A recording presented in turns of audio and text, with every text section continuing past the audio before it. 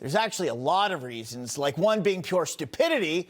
I mean, their governor is Tampon Tim Walz, so that should be the most obvious. But at the center of all of this, when you sit down and really think about it, it's woke ideology. That's what led us to this point. And I know it's cliche to say, but go woke, go broke.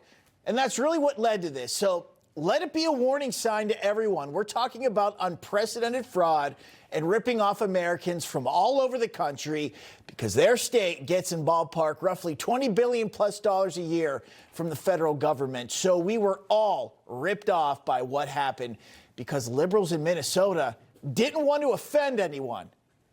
Now, I'm going to guess that many of you are wondering why it took years for anyone to notice this and why money being stolen, it grew bigger and bigger each year. Well, this is why. If anyone in Minnesota tried to speak up about it, they were called racist.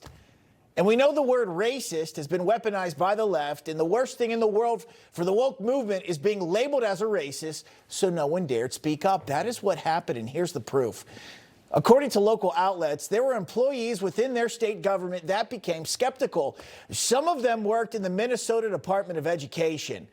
And according to the local NBC affiliate in Minneapolis, all the way back in 2021, mind you, so people knew, there was an ongoing legal fight with the Minnesota Department of Education, which was attempting to withhold reimbursement payments and prevent new mill sites from forming in the midst of suspected fraud.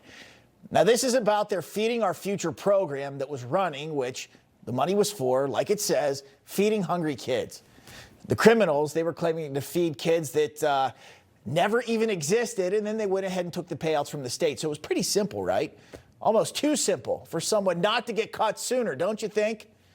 So someone there knew something was wrong, and you know what happened? Whoever was trying to blow the whistle, they were called a racist by certain elected officials. According to the report, one of them being Minneapolis City Council member Jamal Osman, who was born in Somalia. Osman, according to prosecutors, said this when talking about it, quote, "I'm one of those people that push back and call it what it is, which is racist tactics." Okay, meanwhile, it looks like Osman's wife, she was in on it. Her name is Ilo Amba, however you pronounce it.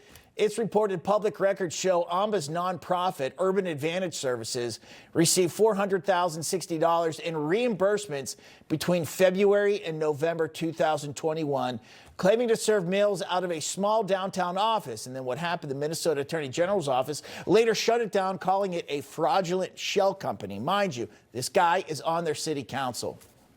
It's coming to our country, you take power, you start stealing our money, then if anyone says anything, here comes the boogeyman. You're a racist, and your life is ruined if you let them do that to you.